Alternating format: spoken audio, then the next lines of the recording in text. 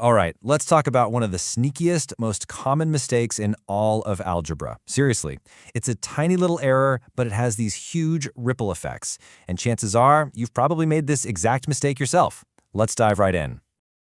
Okay, here it is. -3 times the quantity x plus 4. Looks simple, right? Before I say anything else, just try to solve it in your head, like right now. You got an answer? Okay, hold that thought. Don't forget it. All right, moment of truth. Did you get -3x plus 4? If you did, hey, don't feel bad. You've just walked right into the most common trap there is for this problem. The actual correct answer is -3x minus 12. So, what just happened? Why is our brain so wired to make that specific mistake? Well, here's the interesting part. This has almost nothing to do with being bad at math. It's all about how our brains are built to find the quickest, most efficient path. We're going to look at the exact cognitive shortcut that leads us down the wrong road here. So it really comes down to our brain's default settings, you know?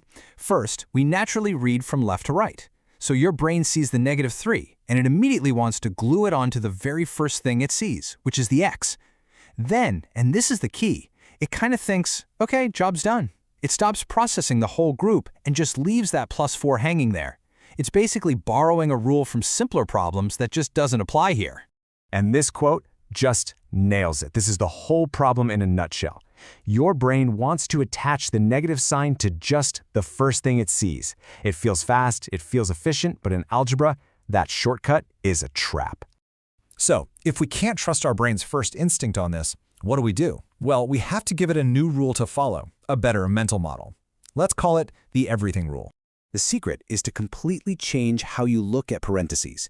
They're not just symbols on a page. From now on, I want you to see them as a package deal. It's a sealed box, and whatever is happening on the outside of that package, it has to affect everything on the inside.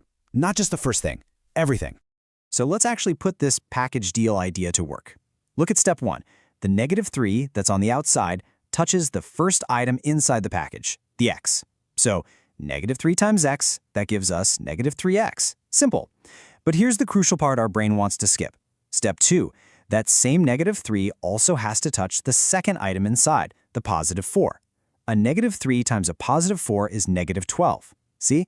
Then you just put those two results together and there's your real answer, -3x minus 12.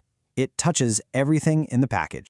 And this right here, this is the phrase you need to burn into your brain. This is your new mental checklist. Anytime you see parentheses, you just have to think, whatever is outside the parentheses touches everything inside. It's like a little guardrail that stops your brain from taking that dangerous shortcut.